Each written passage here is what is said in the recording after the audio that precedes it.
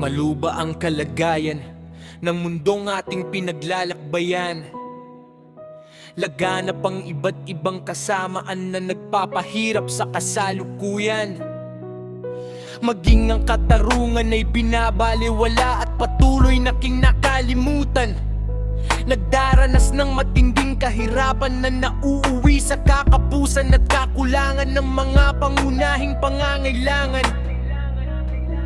Ang mga tao ng sanlibutan ay abala sa kalayawan at hangarin na biglang yumaman.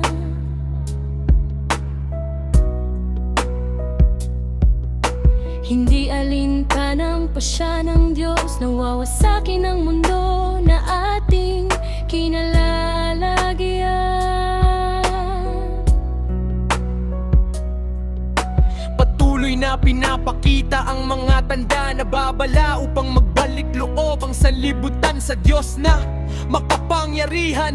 Ang mga hinirang ng Diyos sa mga huling araw ay nasa panig ng kanyang banal na katuwiran. Malaking kapakinabangan ang pumanig sa Panginoong Diyos na makapangyarihan.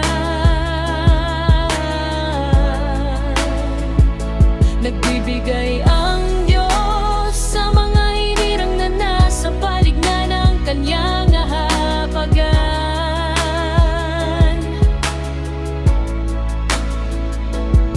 Ang mga taong sumusunod sa kanyang kagustuhan ay hindi rin niya pababayaan. Magtatamo ang mga taong nasa panig niya ng tiyak na kaligtasan.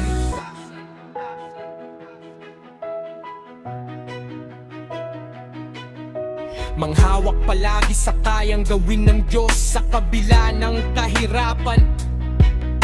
Pumanig sa Panginoong Diyos upang matalo ang lumalaganap na kasamaan. Magtiwala sa kapangyarihan ng Panginoong Diyos upang makaiwas sa mga kasalanan. Laging ilapit ang sarili sa panig ng Diyos upang patuloy na patnubayan.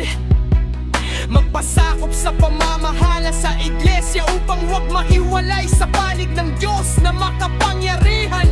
Patuloy na ganapin at tandaan ang mga salita ng Panginoong Diyos na kanyang banal na katuwiran. Pahalagahan ang kahalala na awa ng Diyos sa pagpanig sa banal na katotohanan. Magtiyaga sa bigay na karapatan na may mahalagang pakinabang sa pagtatamo ng tunay na kaligtasan.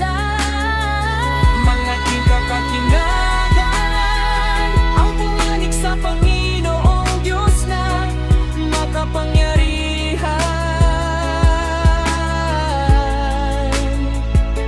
nagbibigay Ang Diyos sa mga hinirang nala sa panig niya ng kayang kahababan.